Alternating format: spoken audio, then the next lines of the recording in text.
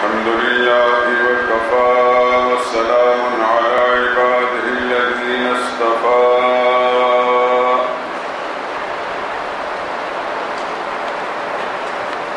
خصوصا على سيد الرسل وخاتم الأنبياء وعلى آله المجتبى وأصحابه الأتقياء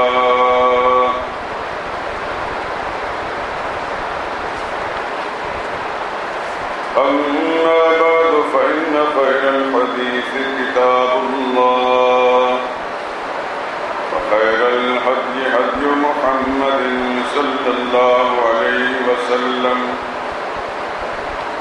وشر الأمور محدثاتها وكل محدثة بدعة وكل بدعة ضلالة وكل ضلالة في النار.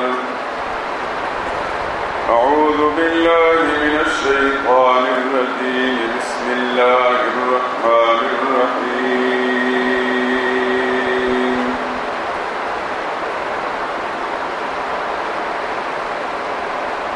والذين يقولون ربنا هب لنا من أزواجنا وذرياتنا قرة أعين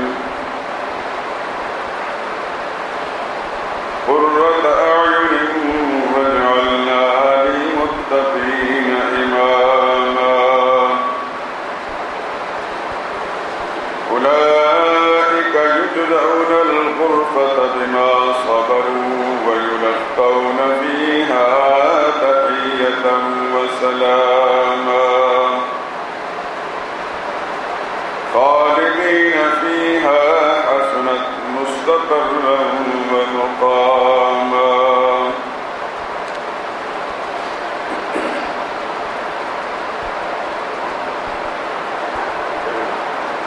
اور وہ لوگ جو اللہ سے دعا مانگتے ہیں کہ پروردگار ہم کو ہماری بیویوں کی طرف سے دل کا چین اور اولاد کی طرف سے آنکھ کی ٹھنڈک عطا فرما اور ہمیں پرہیزگاروں کا ایمان بنا.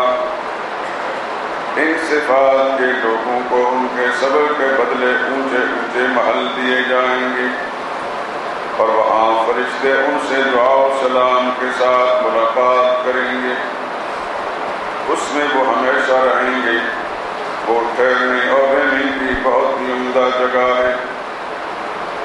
سبحان ربک رب العزة عما یصفون سلام علی المرسلین والحمد للہ رب العالمین.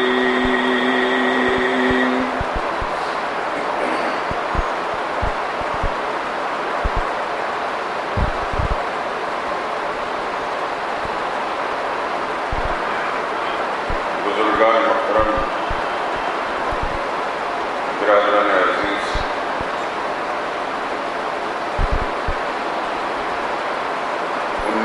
بارے میں سورہ فرقان کے آخری رکوع کی 3 آیات کریمہ 74، 75 اور 76 تلاوت کی ہیں اور ترجمہ بھی عرض کیا ہے.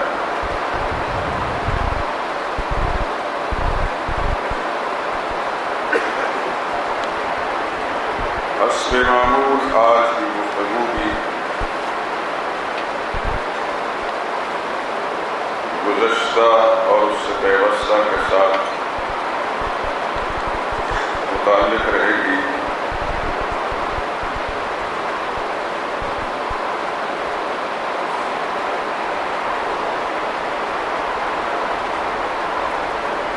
آپ کو یاد ہوگا کہ اس سلسلے کی گفتگو شروع کرنے سے پہلے میں نے عرض کیا تھا کہ اس سے پہلے جو بات ہوتی ہے وہ حقوق اللہ سے متعلق تھی اور اب جو بات کرنے لگا ہوں وہ حقوق العباد سے متعلق ہے. کسی بھی مسلمان کے لیے حقوق اللہ کا ادا کرنا اور بجا لانا جس طرح ضروری ہے اسی طرح یہ بات بھی ضروری ہے کہ اللہ کی مخلوق کے جو حقوق اس کے ساتھ متعلق ہیں انہیں بھی ادا کریں۔ اور اس زمانے میں سچی بات یہ ہے کہ ہمارے معاشرے میں، مسلمان کہلانے والے معاشرے میں، خصوصاً اس ملک میں، دونوں ہی پہلو بڑے ہی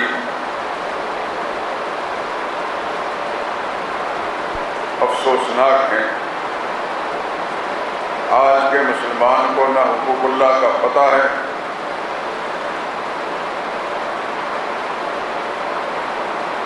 اور نہ ہی حقوق و لباس سے متعلق پوری تفصیل سے جانتے ہیں۔ نتیجتاً نہ حقوق اللہ ادا ہو سکتے ہیں اور نہ ہی حقوق و لباس۔ معاشرے میں جو ابتری اور افراتفری ہے اسی بے اعتدالی اور عدم توازن کے سبب سے ہے جو حقوق اللہ اور حقوق لباس سے متعلق ہمارے معاشرے میں پائی جاتی ہے۔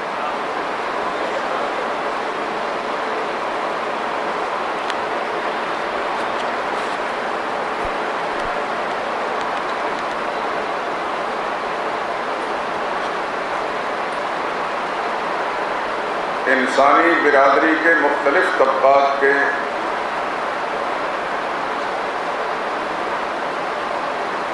حقوق ہیں، خواہ وہ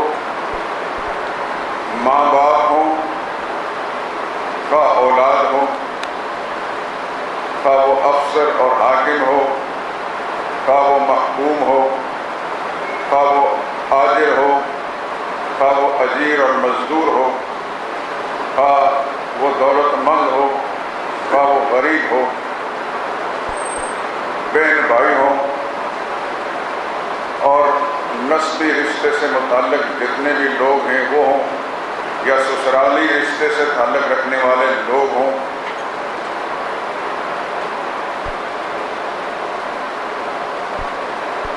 اس طرح اڑوس پڑوس میں رہنے والے محلے دار لوگ ہوں، اس طرح مسلمان ان پر مسلمانوں کے حقوق اور مسلمانوں پر غیر مسلموں کے حقوق اعلیٰ حد القیاس۔ سفر میں اگر انسان ہے تو سفر میں ہمراہی آپ کے ساتھ سفر کرتے ہوئے ان کے حقوق، بس میں بیٹھے ہیں یا ٹرین میں یا جہاز میں، آپ کے ساتھ سفر کرنے والوں کے حقوق ہیں۔ سڑک پر آپ گاڑی چلا رہے ہیں تو دوسرے لوگ بھی گاڑی چلا رہے ہیں تو آپ کے حقوق ان پر ہیں اور ان کے حقوق آپ پر ہیں۔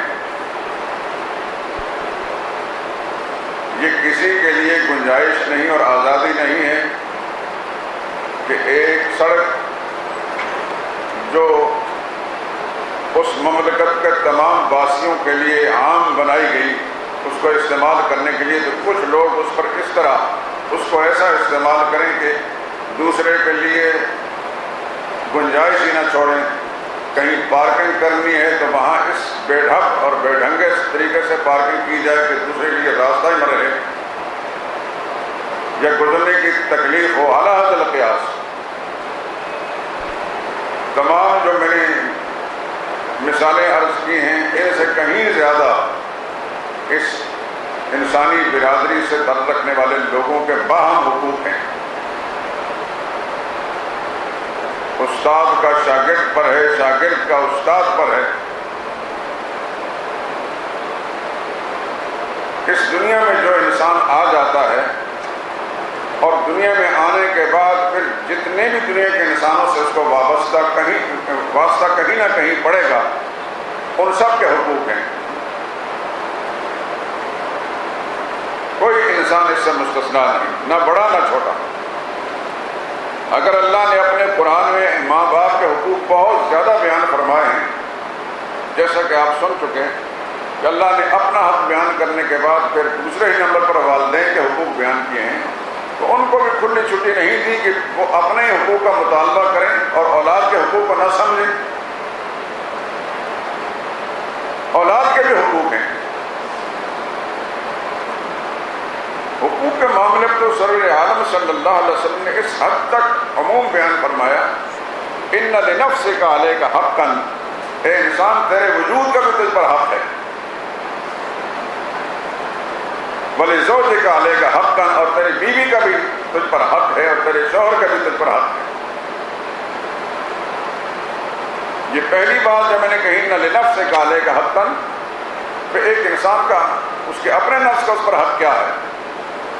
اس کا حق یہ ہے کہ وہ زندگی کے اس انداز سے گزارے، وہ صحت مند اور تندرست رہے، ایسی غذا استعمال نہ کرے جو اس کی صحت کے لیے مضر ثابت ہو سکتی ہے، اتنی محنت اور مشقت نہ کرے جو اس کی صحت کو بگاڑنے کا سبب بن سکتی ہے، اور اتنی عبادات اور ذکر و اذکار اتنے نہ کرے جو اس کی صحت کے لیے بگاڑ کا سبب بن جائے۔ ہر چیز کا ایک اعتدال اور توازن۔ چنانچہ حدیث کا ایک واقعہ ہے، رسول اللہ صلی اللہ علیہ وسلم کے سامنے 3 آدمیوں کے بارے میں بتایا گیا کہ ایک آدمی نے کہا کہ میں صرف ساری زندگی روزے رکھوں گا، کبھی افطار نہیں کروں گا۔ دوسرا کہنے لگا کہ میں نے ہمیشہ شب بیداری کرنی ہے، راتوں کو عبادت کرنی ہے، کبھی سوؤں گا نہیں۔ تیسرا کہنے لگا میں نے کبھی شادی نہیں کرنی۔ اس کو بھی اس نے کمال سمجھا کہ شادی کریں گے تو پھر عورتوں بچوں کے حقوق میں الجھ جائیں گے، تو میں تنہا رہ کر صرف اللہ کی بندگی کی بات میں وقت گزاروں گا۔ نبی کریم صلی اللہ علیہ وسلم تک یہ بات پہنچائی گئی، حضور نے ان کو بلا کر فرمایا ایکم مثلی، تمہارے بارے میں جو باتیں میں نے سنی ہیں تم یہ بتاؤ کہ تم میں سے کوئی شخص میرے جیسا ہے؟ ظاہر بات ہے کہ ایسا تو امکان نہیں تھا کہ امت کا کوئی شخص نبی جیسا ہو صلی اللہ علیہ وسلم۔ حضور نے فرمایا میں اللہ کا نبی ہوں، میں جاگتا بھی ہوں اور سوتا بھی ہوں، روزے بھی رکھتا ہوں اور افطار بھی کرتا ہوں، وَأَتَزَوَّجُ النِّسَاءَ، اور عورتوں سے میں نکاح بھی کیے ہیں، وَمَن رَغِبَ عَن سُنَّتِي فَلَيْسَ مِنِّي، یہ ساری میری سنتیں طریقے ہیں، جو میرے طریقوں سے منہ موڑے گا وہ میرا نہیں ہے۔ رسول اللہ صلی اللہ علیہ وسلم کے فرمان کا منشا کیا تھا؟ ایک آدمی ہمیشہ روزہ رکھے گا، یقیناً کہیں نہ کہیں اس کی صحت پر فرق پڑے گا۔ اگر اس کی اللہ کے علم میں گنجائش ہوتی تو اللہ سارا سال لوگوں پر روزے فرض کر دیتے۔ وہ مالک اور خالق ہے، کون روکنے ٹوکنے والا؟ اور پھر 24 گھنٹے کے روزے فرض کر دیتے، کوئی اعتراض کرنے کے مجال ہے؟ وہ اس انسان کے خالق ہیں، پیدا کرنے والے، اور اس کی فطرت سے وہ آگاہ ہیں کہ یہ کتنا برداشت کر سکتا ہے۔ لا یکلف اللہ نفسا الا وسعها، جو قرآن کریم میں ایک اصول بیان کرتی ہے، اللہ کسی انسان کو وہ بوجھ نہیں ڈالتے جو اس کی گنجائش سے باہر ہو۔ چنانچہ عبادات کے جو نظام بھی اللہ پاک نے مخلوق کے لیے لازم کیا ہے، اس میں سے کوئی ایسا حکم نہیں ہے کہ جو برداشت سے باہر ہو۔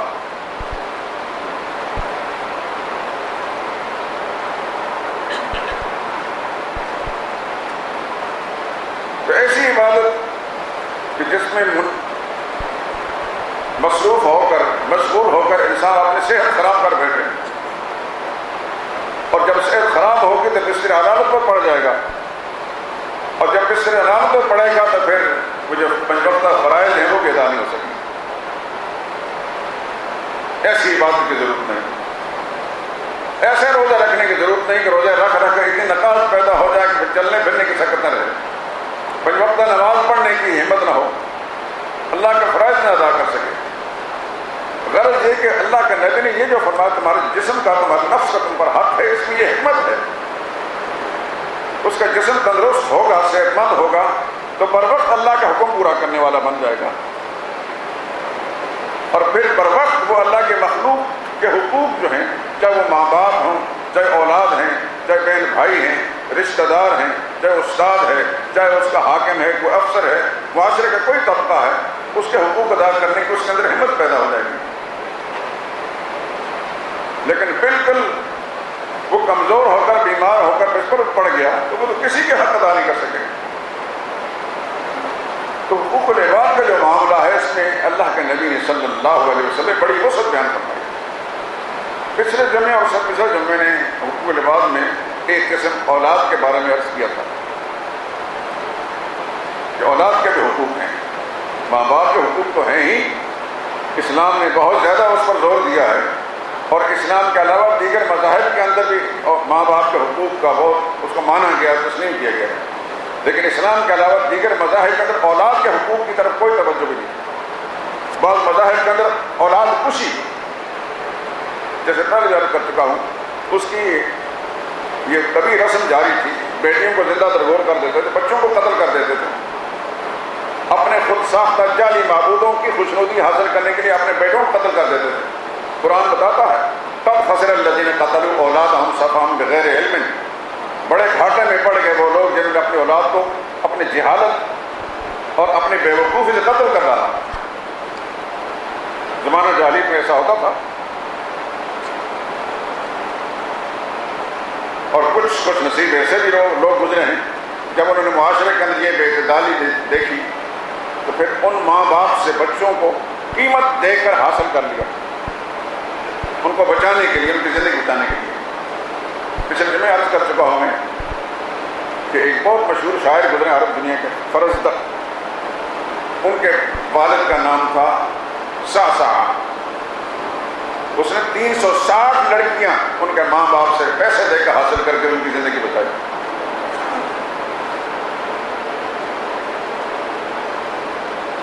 اس طرح زید بن عمرو بن نفیل، یہ زمانہ جاہلیت کے موحد تھے، اسلام کا زمانہ تو نہیں پایا لیکن موحد تھے، مشرک نہیں تھے، سیدنا فاروق اعظم کے غالباً کے تعداد تھے۔ انہوں نے بہت ساری بچیاں لوگوں سے حاصل کر کے ان کی زندگی بچائیں پیسے دے کر، بلکہ جب وہ جوان ہو جاتی تو ان کے ماں باپ کا پیغام بھیجتا کہ بچیاں جوان ہو گئی ہیں، تم چاہو تو تمہیں واپس دے سکتا ہوں، کوئی معاوضہ نہیں، اور اگر نہیں چاہتے تو پھر میرے پاس ہیں۔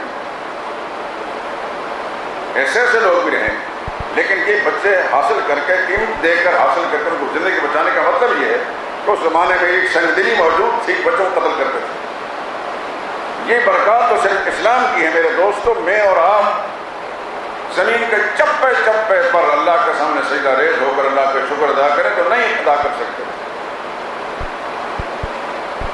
کہ آج ہمیں اس معاشرے کے اندر جو عزت، جو وقار، جو سکون، جو امن حاصل ہے، اور ہماری بچیوں کو، ہماری خواتین کو نہ صرف زندگی حاصل ہے بلکہ ان کو وہ وقار بھی حاصل ہے، ماں باپ کے ہاں احترام بھی حاصل ہے، یہ سب اسلام کی برکات ہے۔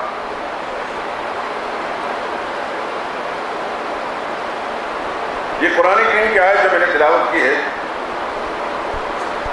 سورہ فرقان 19 پارے میں، اس کا آخری رکوع ہے، اور آخری رکوع کی آخری 4 آیتوں میں سے پہلی 3 آیتیں، والذین یقولون ربنا ہب لنا من ازواجنا وذریاتنا قرۃ اعین، جو لوگ اللہ سے دعا مانگتے ہیں کہ یا اللہ ہمیں ہماری بیویوں کی طرف سے دل کا چین نصیب فرما۔ اس کے مطلب ہے کہ اسلام کی تعلیم کے اندر بیوی کا کس قدر احترام ہو، اس کو دل کا چین اور سکون قرار دے کر اللہ سے دعا مانگتے ہیں، اور اولاد کی طرف سے ہمیں آنکھوں کی ٹھنڈک نصیب فرما۔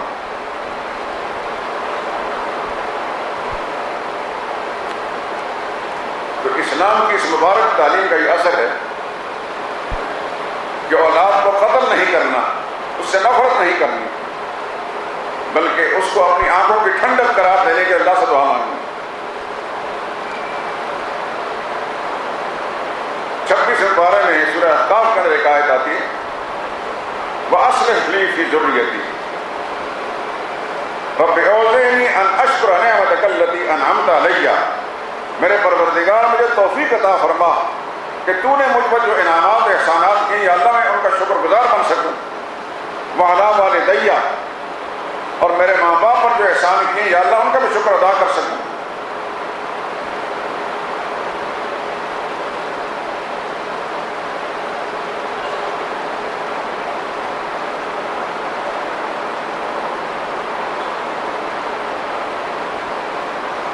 وَأَنْ أَعْمَلَ صَالِحًا، یا اللہ مجھے توفیق دے کہ میں نیک اعمال کر سکوں۔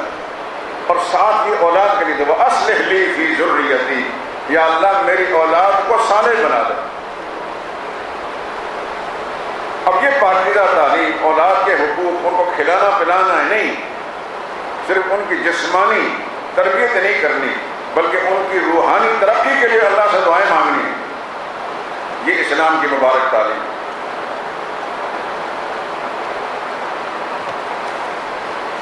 سرور کائنات صلی اللہ علیہ وسلم نے اولاد میں سے خاص طور پر جو کمزور جنس ہے، بیٹیاں، جو زمانہ جاہلیت کے اندر تو جو بیٹی پیدا ہو جاتی اس کو زندہ درگور کر دیتے،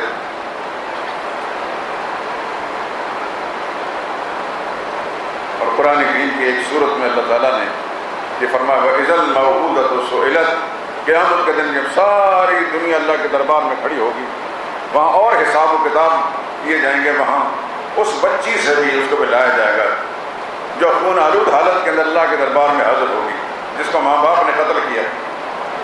اس سے پوچھا جائے گا تو بتا تیرا جرم کیا تھا کہ تیرے ماں باپ نے تجھے قتل کر دیا؟ اس سے سوال کیا جائے گا۔ ایسا ہوتا تھا۔ اس کے برعکس امام الانبیاء صلی اللہ علیہ وسلم کی پاکیزہ تعلیم کا حال دیکھیں۔ عبداللہ بن عباس رضی اللہ تعالیٰ روایت کرتے ہیں، حضور اکرم صلی اللہ علیہ وسلم نے فرمایا من کانت لہ انثی، اللہ نے کسی کو بیٹی دے دی، ولم یعدھا، اس کو زندہ درگور نہیں کیا، ولم یہنھا، اور اس کی توہین نہیں کی، یعنی تحقیر نہیں کی کہ بیٹے کو ترجیح دی اور بیٹی کو حقیر سمجھ کے نظر انداز کیا دیا یا اس کے ساتھ ناروا سلوک کیا، ولم یؤثر ولدہ علیہا، اور اپنے بیٹوں کو اس پر ترجیح نہیں دی، ادخلہ اللہ بہ الجنہ، اللہ اس عمل کے بنا اس کو جنت میں داخل کرے۔ یہ ایک حدیث ہے۔ اور سیدہ عائشہ رضی اللہ تعالی عنہ فرماتی کہ ایک غریب خاتون میرے پاس آئیں اور 2 بچیاں اس کے پاس اٹھائی ہیں،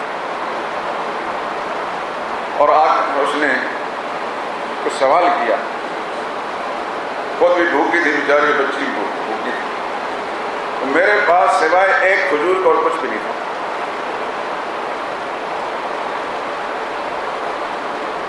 اس واقعہ کو صرف واقعہ ہی نہ سمجھے دوستو، اس کے مضمرات پر بھی ذرا غور فرمائیے۔ امام الانبیاء کا گھرانہ ہے، گھر میں سوائے ایک کھجور کا کچھ نہیں۔ ام المومنین فرماتی ہے کہ مجھ سے جو سوال کیا تو میرے پاس ایک کھجور تھی، وہ کھجور میں نے دے دی، اور اس ماں نے اس کھجور کے 2 ٹکڑے کر کے آدھا ایک بچی کو دے دیا اور آدھا دوسری بچی کو دے دیا، خود نہیں کھایا۔ میں یہ منظر دیکھتی رہی اور میں نے اس کا تذکرہ سرور عالم صلی اللہ علیہ وسلم نے فرمایا۔ آپ نے ارشاد فرمایا من ابتلي من هذه البنات بشيء، جس کو اللہ تعالیٰ نے ان بچیوں کا ذمہ دار بنا دیا، ان کے گھر میں بچیاں پیدا ہوگی، فاحسن الیہن، اور بچیوں کے ساتھ اس نے اچھا سلوک کیا، کن لہ سترا من النار، یہ بچیاں کل قیامت جہنم کی آگ کے آگے آڑ بن کر کھڑی ہو جائیں گی۔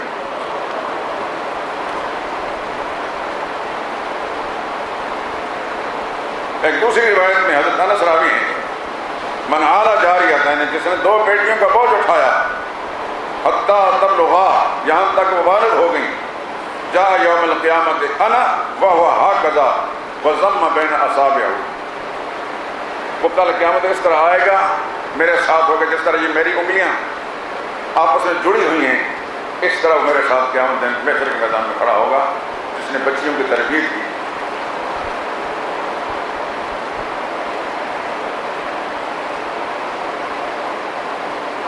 اور حضور صلی اللہ علیہ وسلم نے یہ بھی فرمایا سبوا بین اولادکم، اپنی اولاد کے درمیان برابری رکھو۔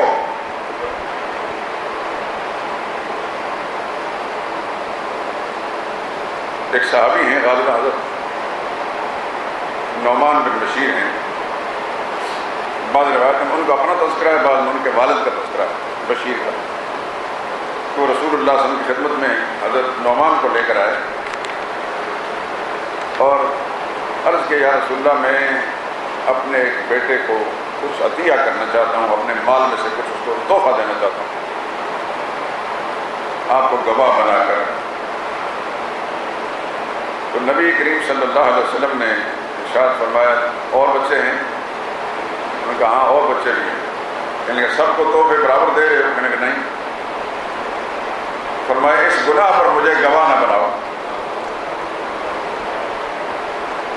باپ ہے اپنی مال میں سے کسی بیٹے کو تحفہ دے رہا، لیکن اللہ کے نبی نے فرمایا کہ کسی کو دینا اور کسی کو نہ دینا یہ گناہ ہے، اس پر مجھے گواہ مت بناؤ۔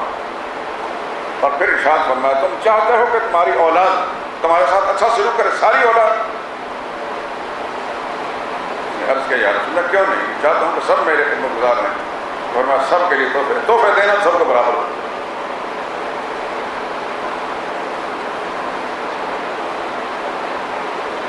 اور ابن عباس سے روایت ہے حضور نے فرمایا کہ اولاد درمیان مساوات رکھو، جو کچھ بھی انہیں کپڑے دینے ہیں اور چیزیں جو کچھ بھی دینا ہے برابری رکھو۔ لو کنت مفضلا احدا، اگر اس کی گنجائش ہوتی تو پھر میں حکم دیتا تھا ان کے بچیوں کو زیادہ ترجیح دو۔ یہ کمزور جنس ہے، یہ ممکن ہے کہ بچوں کے اندر کچھ بچے بڑے ذہین ہوتے ہیں، بہت لائق فائق ہوتے ہیں، ان کی وجہ سے ماں باپ کے لیے نیک نامی ہوتی ہے، اس بچے کی وجہ سے ماں باپ کو مبارکبادیں ملتی ہیں۔ کچھ ایسے خوش نصیب ہوتے ہیں کہ جو دوسرے بھائیوں سے بڑھ کر زیادہ خدمت گزار ہوتے ہیں۔ تو ایک فطری سی بات ہے کہ ماں باپ کا رجحان ایسے وقت میں ایسی اولاد کی طرف زیادہ ہوتا ہے جن سے زیادہ خوشیاں ملیں، چاہے نیک نامی کی شکل میں یا مال کی شکل میں یا کمال کی شکل میں۔ لیکن اللہ کے نبی نے پھر فرمایا صلی اللہ علیہ وسلم قلبی رجحان پر کوئی پابندی نہیں لگائی جا سکتی، وہ اللہ کی طرف سے، لیکن جو تمہارے اختیار کی چیزیں ہیں اس کے اندر مساوات رکھیں گے۔ یہی وجہ ہے کہ رسول اللہ صلی اللہ علیہ وسلم اپنی ازواج مطہرات میں سے صدیقہ کائنات صدیقہ بنت صدیق سیدہ عائشہ رضی اللہ تعالی عنہا کے ساتھ رسول اللہ صلی اللہ علیہ وسلم کا رجحان اتنا زیادہ تھا، اور زیادہ ہونے کی وجہ یہ تھی کہ اللہ نے جو فراست، جو فہم دین کا، جو عقل مندی ان کو عطا فرمائی تھی مقابلتاً دیگر ازواج مطہرات سے بڑھ کر، اور یہ وجہ تھی رسول اللہ صلی اللہ علیہ وسلم کی محبوبیت۔ تمام ازواج مطہرات میں یہی کباری بھی تھی، انہیں کو یہ شرف حاصل ہے کہ انہیں کے گھر میں رسول اللہ صلی اللہ علیہ وسلم کی زندگی کا آخری سال گزری گئی، اور انہیں کو یہ شرف حاصل ہے کہ انہیں کے حجرہ مطہرہ کے اندر صدر کائنات صلی اللہ علیہ وسلم کی قبر مبارک بنی۔ لیکن بھائی ہمیں حضور صلی اللہ علیہ وسلم سے دعائیں مانگتے تھے، یا اللہ جس چیز پر میرا کنٹرول نہیں، یعنی قلبی رجحان، اس میں مجھ پر معاوضہ نہ فرمانا، لیکن دیگر معاملات ازواج مطہرات کے لیے جو مراعات تھی اس میں مکمل مساوات تھی۔ ایسا کبھی نہیں ہوتا تھا کہ رسول اللہ صلی اللہ علیہ وسلم نے سیدہ عائشہ رضی اللہ تعالی عنہا کو دیگر ازواج مطہرات پر ترجیح دی ہو کسی بھی مراعات کے معاملے میں۔ قلبی لگاؤ کا معاملہ الگ ہے، وہ اللہ کے فیصلے ہیں، دل پر انسان کا کنٹرول نہیں، وہ خالق کائنات کے قبضے میں ہے۔ لیکن جہاں انسان کے اپنے اختیار کی بات ہے، رسول اللہ صلی اللہ علیہ وسلم نے اپنے عمل سے پوری امت کو یہ سبق دے دیا کہ اپنے اختیار کو استعمال کرنا، مساوات رکھنی ہوگی۔ ایک سے زائد بیویاں ہیں تو تب، اور اولاد ہے تو سب کے درمیان مساوات رکھنی ہوگی۔ مراعات کے معاملے میں بیٹے کو بیٹی پر ترجیح نہیں دینی۔ ہاں وراثت کا معاملہ الگ ہے، وہ اللہ کے تقسیم کے فیصلے ہیں، وہ تقسیم ہے پروردگار عالم، اور اس کی حکمت تھوڑا سا میں اشارہ کر دوں کہ بیٹی کے مقابلے میں بیٹے کو ڈبل کیوں دیا گیا ہے؟ کہ بیٹی جب تک باپ کے گھر میں ہوتی ہے تو اس کے سارے اخراجات باپ برداشت کرتا ہے، اس کی کفالت کی ذمہ داری باپ کے ذمہ ہے، اور جب وہ بیاہ کر کے شوہر کے گھر چلی جاتی ہے تو اس کی ساری کفالت شوہر کے ذمہ ہے۔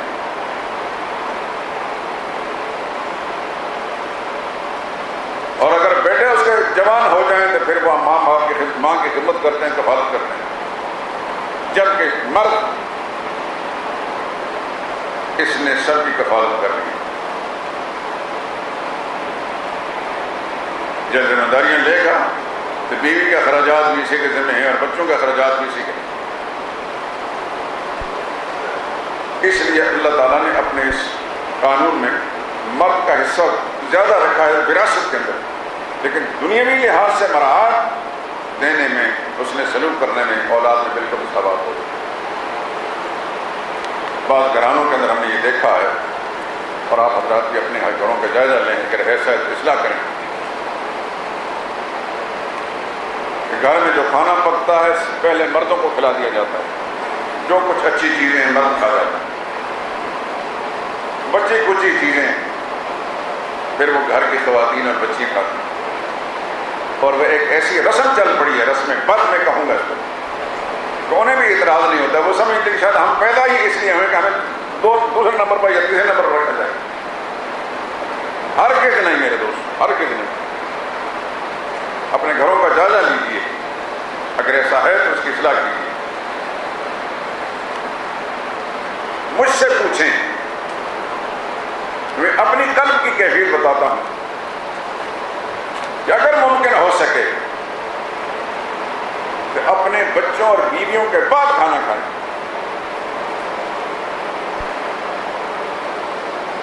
اور ان کو صاف لفظوں میں کہہ دیں کہ میرے لیے کوئی ترجیحی سلوک نہ کریں. نہ معلوم کہ رب العالمین کی کس قدر خوشنودی ملے گی، اور پھر آپ کے بچے اور آپ کی اہلیہ محترمہ اس کے دل میں کس قدر احترام ہوگا اور کتنی محبت ہوگی. اگر معاشرے کے اندر یہ بات چل پڑے، خدا کی قسم ہر گھر جنت کا نمونہ بن جائے. اور یہ بات میں نے جو عرض کی ہے کچھ میرے اپنے مشاہدوں میں آئی ہے، میں اس لیے ذکر کر رہا ہوں. جتنا جو گھر میں کھانا پکا، اچھی چیزیں پکی سب مردوں کو دیتی جاتی ہیں، ان سے بچی کچی چیزیں پھر خواتین بچے کھاتے ہیں. بہت غلط بات ہے، بہت ہی غلط بات ہے.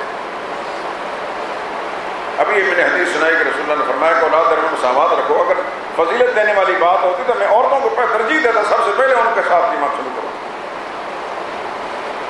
حضور کی زندگی آخری جملے جو فرمایا تھا الصلاۃ وما ملکت ایمانکم، وہ یہ تھے نماز کی پابندی کرنا اور اپنے ماتحتوں کا خیال رکھنا.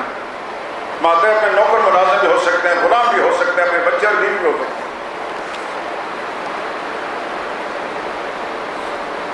بچوں کے سلسلے میں نے پچھلے دن میں عرض کیا تھا، اولاد کے حقوق میں سب سے پہلا حق یہ ہے کہ نیک اور دیندار عورت سے نکاح کریں. اگر اپنی اولاد کے حقوق ادا کرنے کا ارادہ ہے کہ کل اس کے معاملے میں خدا کے سامنے مجھے باز پرس نہ ہونی پڑے، تو پھر نیک عورت کے ساتھ شادی. معاشرہ خالی نہیں ہو گیا، نہ مال کو دیکھے، نہ اس کے حسن و جمال کو دیکھے، نہ خاندان کو دیکھے، صرف اس کی دینداری اور شرافت کو دیکھے. چاہے وہ غریب کی بیٹی ہے، چاہے وہ کچھ مال لے کر نہیں آئے گی. اور اس بات کو ذہن سے بالکل دور کر دیجئے، اپنے بچوں کے اندر بھی اس فکر کو راسخ کر دیجئے کہ یہ جو جہیز لینے والی بات ہوتی ہے، جہیز کی لعنت ہے ہمارے معاشرے کے اندر، جس کے نتیجے میں بے شمار گھرانوں کی بچیاں، ماں باپ اپنے غربت کے سبب سے ان کی شادیاں نہیں کر سکتے، اور جو دنیا کے کتے ہوتے ہیں، دنیا کے طلبگار ہوتے ہیں، وہ دیکھتے ہیں غریب کی بیٹی ہے، چاہے وہ کتنی لائق اور کتنی ہوشیار سمجھدار ہیں، کیونکہ غریب باپ باپ کی بیٹی اس وقت سے شادی نہیں کریں گے.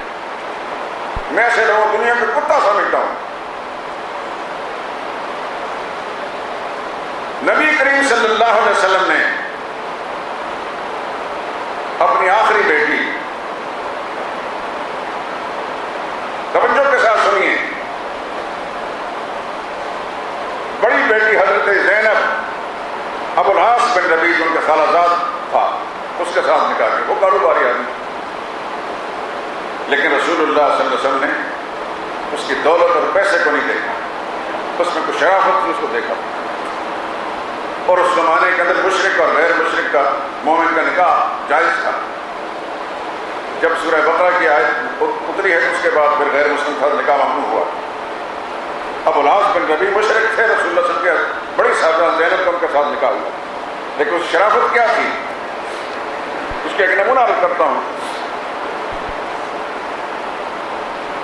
قریش مکہ نے دباؤ ڈالا ابو العاص پر کہ سارے مکہ کے کوئی حسین سے حسین دو شیعہ جو ہے تمہارا نکاح میں دینے کے لیے تیار ہے، تو محمد کی بیٹی کو طلاق دے دو صلی اللہ علیہ وسلم.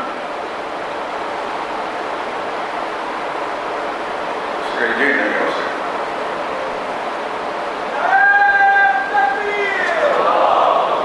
یہ ٹھیک ہے کہ میں نے ابھی محمد صلی اللہ علیہ وسلم کا دین قبول نہیں کیا، یہ بات مسلمان ہوئے. غزوہ بدر کے اسارا میں قیدیوں میں یہ بھی تھے.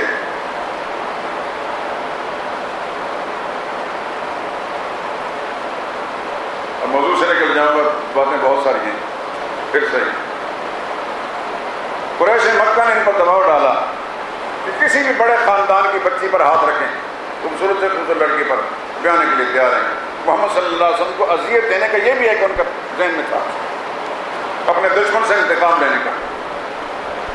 خدا کی کروڑ رحمت نازل ہو ابو العاص بن ربیع پر. انہوں نے فرمایا یہ نہیں ہو سکتا.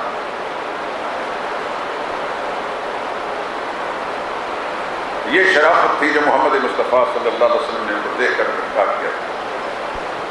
اور سیدنا عثمان بہت بڑے دولت مند تھے. حضور کی ایک بچی بھی ان کے نکاح میں گئی، دوسری بچی بھی ان کے نکاح میں گئی، لیکن ان کی دولت کو دیکھ کر رسول اللہ نے شادی نہیں کی. ان کے ایمان کی قوت کو دیکھ کر اللہ کے نبی نے بیٹیاں کی. اور عثمان نے عیاشیاں نہیں کی. وہ دولت سب اللہ اس کے رسول کی محبت میں مسلمانوں کی خدمت میں خرچ ہو گئی. لیکن رسول اللہ صلی اللہ علیہ وسلم نے چوتھی بیٹی حضرت فاطمہ رضی اللہ تعالی عنہا کا نکاح ایک ایسے انسان سے کیا جو دین کی دولت سے تو مالا مال تھا، لیکن دنیاوی دولت کا کچھ بھی ان کے پاس نہیں تھا، کچھ بھی. سیدنا فاروق اعظم اور سیدنا صدیق اکبر، اس بات کو دھیان سے سمجھنا، ان دونوں بزرگوں نے حضرت علی کو مشورہ دیا کہ رسول اللہ صلی اللہ علیہ وسلم سے درخواست کرو کہ سیدہ فاطمہ کا آپ کے ساتھ نکاح کر لیں. حضرت علی نے جواب میں کہا کہ میں اتنا غریب آدمی ہوں، نہ میرے پاس پہنانے کے لیے کپڑے موجود ہیں، نہ میرے پاس مہر دینے کے لیے کچھ رقم موجود ہے، نہ میرے پاس رہائش کے کوئی مکان موجود ہے. میں کس طرح رسول اللہ صلی اللہ علیہ وسلم کی صاحبزادی کے نکاح کے لیے درخواست کر سکتا ہوں؟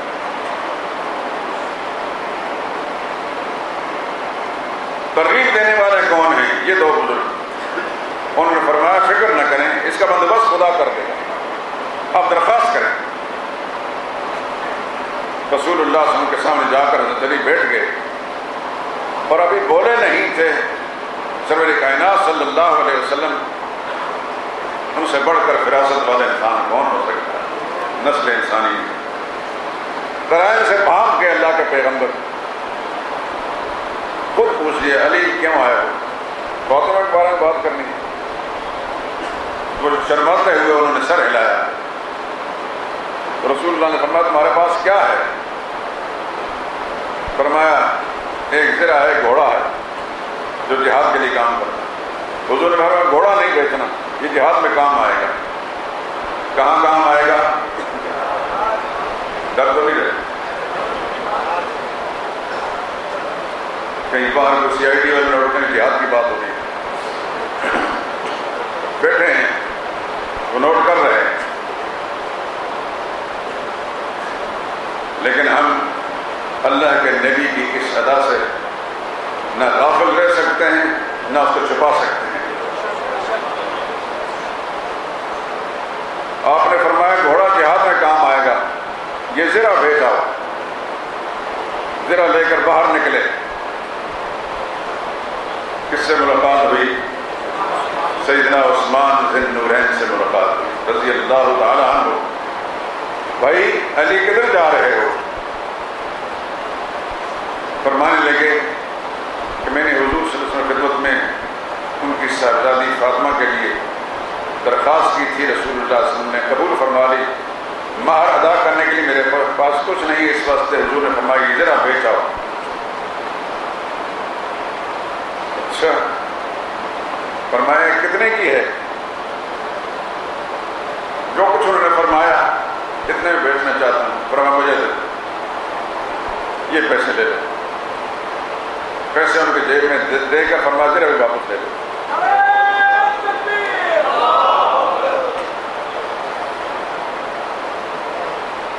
سیدہ فاطمہ رضی اللہ تعالیٰ عنہ کا مہر کس کے پیسے بنے؟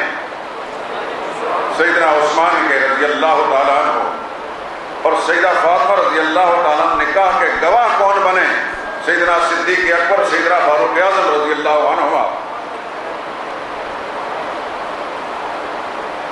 مسلمانوں، سنی مسلمانوں، سن نہ رہو، دل و دماغ کو بیدار کر ہو۔ ان بزرگوں کا آپس میں کتنا پیار تھا، کتنی محبت تھی۔ سیدنا علی کے ساتھ کس قدر پیار تھا شیخین کو، کتنا پیار تھا حضرت عثمان کو۔ اور نکاح ہو گیا، اور پھر ایک صحابی نے بڑھ کر خدا کی کروڑوں رحمت پہ نازل ہوں، فرمایا یا رسول اللہ، یہ میرا مکان حاضر ہے آپ کی صاحبزادی کے لیے۔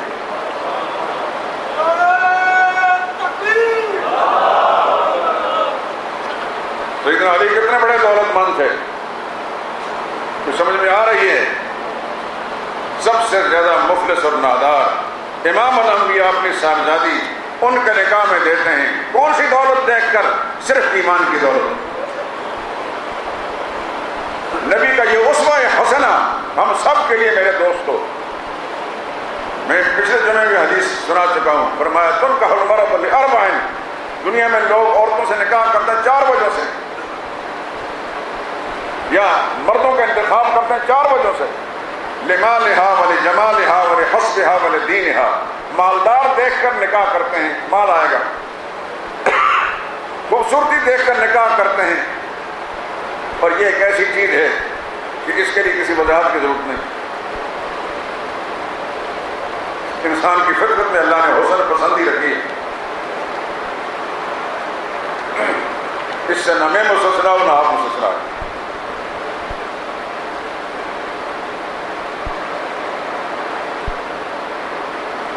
اور وہ چیز جو دل کو اچھی لگے، جو آنکھوں میں کے لیے خوشنما منظر ہو، انسان کا رجحان اس طرف ہوتا۔ اس میں جمال کی وجہ سے لوگ نکاح کرتے ہیں۔ تیسری وجہ حضور نے فرمائی، لوگ اس کے خاندان کی برتری، بڑا خاندان ہے، اس میں نکاح ہو گیا تو پھر ہمارا نام بھی بن جائے گا، فلاں کا یہ داماد ہے یا فلاں کی بہو ہے۔ اور چوتھی وجہ ولدینہا، کچھ لوگ ایسے بھی ہیں جو دین کو ترجیح دیتے ہیں۔ حضور نے یہ 4 باتیں بیان فرمایا، فاظفر بذات الدین، پہلی 3 چیزوں کو نہ دیکھنا، نہ مال دیکھنا، نہ جمال دیکھنا، نہ خاندان کی عظمت اور برتری دیکھنا، صرف دین کو دیکھنا۔ اللہ کے نبی نے صرف دین دیکھا، اور دین دیکھ کر رسول اللہ صلی اللہ علیہ وسلم نے اپنی صاحبزادی کا نکاح دے دیا۔ اس لیے میرے دوستو، یہ بات میں عرض کر دیتا ہوں کہ بچوں کے نکاح کرتے وقت وہ جو ایک خط ہمارے معاشرے کے اندر لوگوں کے دماغ میں ہے، مال دیکھیں گے، کوئی لیفٹیننٹ کرنل ہے، کوئی میجر ہے، بریگیڈیئر ہے، کوئی ڈاکٹر ہے، کوئی انجینئر ہے، بڑا چلتا ہوا کاروبار ہے، بڑا سرمایہ دار ہے، ہر ایک آدمی کے ذہن میں اس کے بعد نتائج کیا نکلیں گے اس پر کسی کی توجہ نہیں ہوتی۔ اللہ کے لیے اللہ کے نبی کے اسوہ حسنہ کو اپنائیں، اس کے اندر آپ کو سکون اللہ دے گا، اس دنیا میں بھی اور آخرت کے اندر بھی۔ اپنے نیتوں کو درست کر لیں، اللہ نے سکون دینا ہے۔ یہ ممکن نہیں ہو سکتا کہ نبی کا طریقہ آپ اپنائیں اور آپ کا سکون اجڑ جائے، ایسا کبھی نہیں ہو سکتا۔ لقد کان لکم فی رسول اللہ اسوۃ حسنہ، قرآن کی ایک آیت نے ایک اٹل اصول بیان کر دیا، مسلمانوں تمہارے لیے اللہ کے نبی کی زندگی بہترین نمونہ ہے۔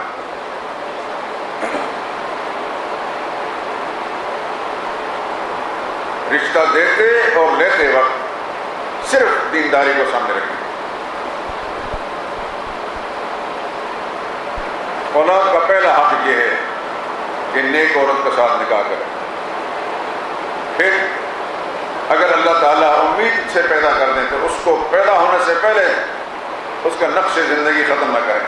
یہ ہمارے معاشرے کے اندر کہ ابھی ہمیں بچے نہیں پیدا کر رہے، یہ بھی ایک جاہلانہ اور شیطانی سوچ ہے۔ اب بھی بچہ نہیں پیدا کرنا، تمہیں کیا پتا کہ یہ بچہ جس کو تم ضائع کر رہے ہو آگے چل کر تمہارے لیے کتنے بڑی خدا کی رحمت ثابت ہو۔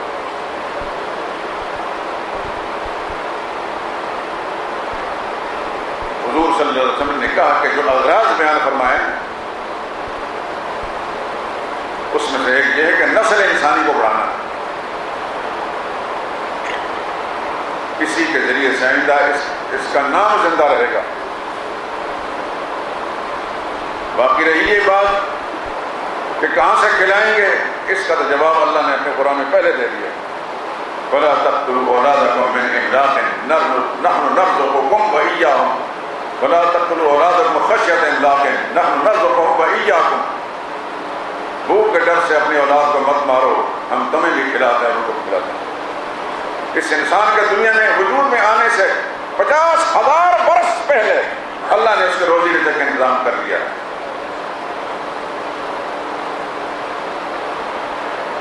ایک صحابی تفسیر عثمانی نے پڑھا ہے، صحابی نے آ کر رسول اللہ صلی اللہ علیہ وسلم سے اپنی مفلسی اور ناداری کی شکایت کی۔ رسول اللہ صلی اللہ علیہ وسلم نے فرمایا شادی کر دو۔ اب میرے اور آپ کے سامنے بھی اگر یہ بات کہ ہم اپنی غربت اور ناداری اور مفلسی کی شکایت کریں، ہم نے کہا شادی کر دو، تو خیال تو آئے گا کہاں سے شادی کریں؟ اپنے کھانے کے لیے نہیں، بیوی کے لیے کہاں سے لائیں گے؟ لیکن وہاں بات تھی نبی کی صلی اللہ علیہ وسلم، ہمارے جیسے انسانوں کی نہیں بات تھی کہ آسانی سے ٹالی جا سکے۔ رسول اللہ نے فرمایا نکاح کر لو۔ نکاح کر لیا، پھر بھی مفلسی دور نہ ہوئی، پھر شکایت کیا رسول اللہ، فرمایا اور نکاح کر دو۔ اس زمانے کے مردوں اور عورتوں دونوں بھی ناگوار ہیں، دوسری شادی کرنا جرم سمجھتے ہیں۔ ابھی تک ہمارے اندر سے نہ ہندو نکلا ہے نہ عیسائیت سے ہم جان چھڑا سکے ہیں۔ یہ تلخ بات ہے میرے دوستوں، لیکن اس کے مضمرات پر غور کیجئے۔ جو مسلمان نکاح ثانی کو عیب سمجھتا ہے اس کے اندر سے ابھی ہندوانہ سوچ نہیں نکلی، وہ مسلمان کہلاتا ہے۔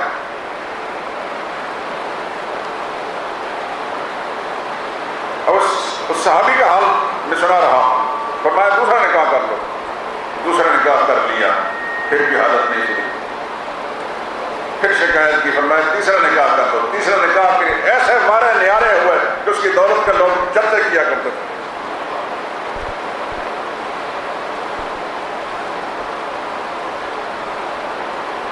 ہمیں کیا معلوم کہ کوئی بچہ کیسی قسمت والا ہے ہمارے گھر میں پیدا ہوتا ہے، کیا معلوم کہ جو بیوی آ رہی ہے وہ کیسا نصیب لے کر آتی ہے۔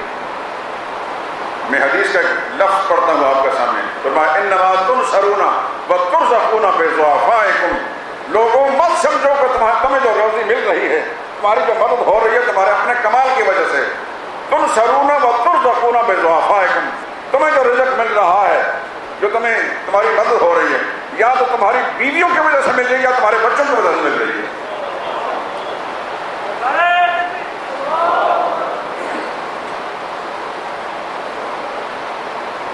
اس لیے اپنے عقل کے گھوڑے مت دوڑائیے، امام الانبیاء صلی اللہ علیہ وسلم کی تعلیمات کو سامنے رکھیں، اسی میں خیر ہے دوستو، اسی میں دنیا کا سکون بھی ہے، اسی میں آخرت کی نجات بھی ہے۔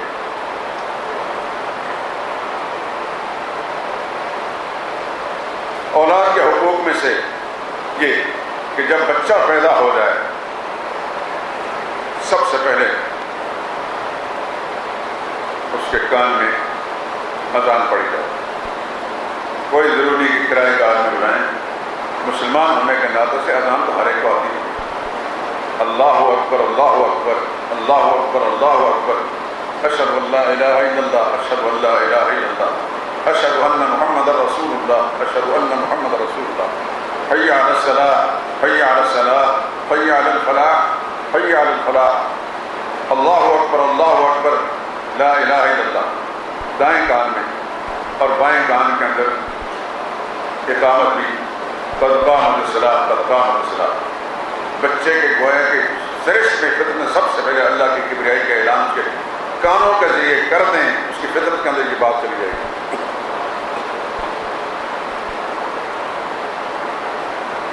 اور پھر اگر اللہ توفیق دے تو اس کا عقیقہ کیا جائے، 7ویں دن اس کے سر کے بال اتارے جائیں، اس کا نام رکھا جائے۔ احسنوا اسماءکم، اچھے نام رکھو۔ ناموں کے سلسلے میں پہلے بتا چکا ہوں، رسول اللہ صلی اللہ علیہ وسلم نے جو تعلیم دی تھی، اپنے ایک صاحبزادے کا نام عبداللہ رکھا۔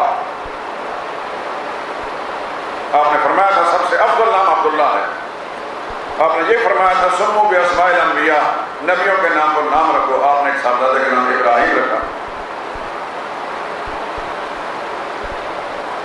کوئی اچھا نام اچھے معنی والا رکھا جا سکتا ہے، لیکن خود اگر اللہ کی توفیق سے سمجھ ہے تو ٹھیک، نہیں تو کسی صاحب علم سے پوچھیں۔ کوئی عیب آر نہیں۔ کئی گھرانوں کے اندر بچوں کو الٹا پلٹا نام رکھے جاتے ہیں کہ نام یہ کیسا ہے، یہ اس کے پھوپھی نے رکھا ہے، یہ اس کے دادا نے رکھا ہے، یہ اس کے فلاں نے رکھا ہے۔ یہ کوئی قانون ہے؟ الٹے پلٹے نام بچوں کے رکھوانے کے لیے کھلی چھٹی دے دو۔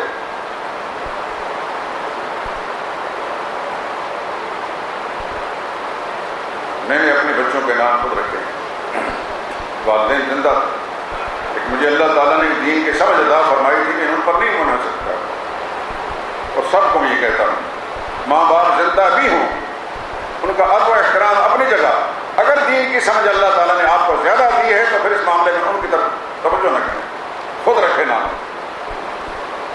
میں نے اپنی ایک بچی کا نام رکھنے کے لیے، آپ حیران رہوں گے، خواتین کے تذکروں پر پہلے زمانے کی کسی عالم نے کتاب لکھی، 5 جلدوں میں، بڑی بڑی باکمال خواتین، 5 جلدوں کے ایک ایک صفحہ چھاننے کے بعد میں نے اس کا نام رکھا۔ لیکن کیونکہ میں تو جب مسجد کا مولوی ہوں گا، اس کا میرے پاس کتابیں ہیں، لیکن آپ حضرات کے پاس یہ کچھ نہیں، تو علماء ابھی زندہ ہیں، علماء سے رابطہ کر کے آپ یہ سب کچھ کر سکتے ہیں۔ احسنوا اسماءکم، اپنے نام اچھے رکھو۔ خواتین کے نام جیسے ازواج مطہرات کے نام ہیں، بنات طیبات کے نام ہیں، بہت سارے صحابیات کے نام ہیں، ان کے تذکروں پر کتابیں لکھی گئی ہیں، تھوڑا سا وقت اس کو بھی دے دیے۔ اور آپ صحابیات کے نام جب دیکھیں گے تو آپ جو انفرادیت کے جو طلبگار ہیں، انفرادیت بھی مل جائے گی۔ یہ ایک بیماری ہے اس زمانے میں، کہتے ہیں ایسا انوکھا نام ہو جو نہ زمین میں نہ آسمان میں۔ ہمارے معاشرے میں جتنے پھیلے ہوئے نام ہیں، ان کے علاوہ بھی بہت اچھے سے نام موجود ہیں صحابیات کے، بلکہ بڑی بڑی باکمال خواتین جو دنیا میں گزری ہیں، ان پر مستقل کتابیں ہیں۔ علماء سے رابطہ کر کے کتابیں حاصل کر لیں، انہوں سے جو نام بھی اچھا سمجھیں، اپنے بچے کا نام رکھیں، بچی کا رکھیں، انفرادیت بھی مل جائے گی اور اچھا نام بھی مل جائے گا۔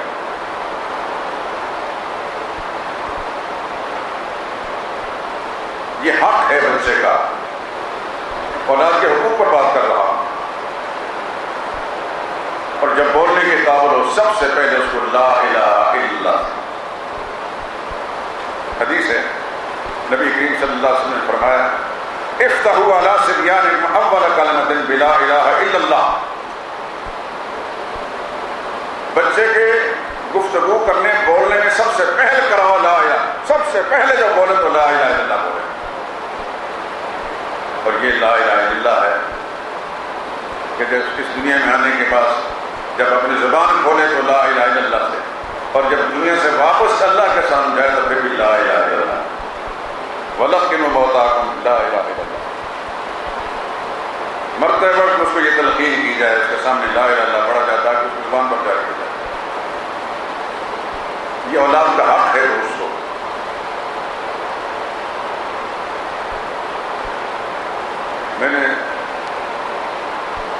پہلے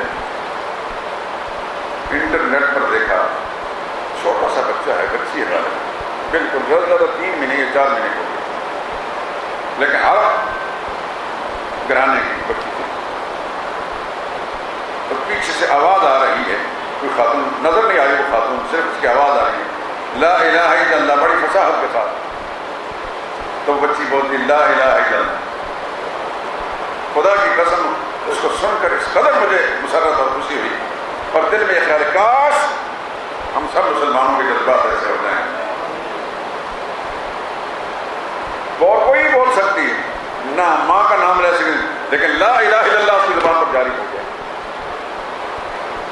جس بچے کی فطرت کے اندر لا الہ الا اللہ داخل ہو گیا، جس بولنے سے پہلے اس نے اللہ تعالیٰ کی الوہیت کا اور اللہ کی توحید کا اعلان کر دیا، اس کی مستقبل کی زندگی کتنی مبارک ہو.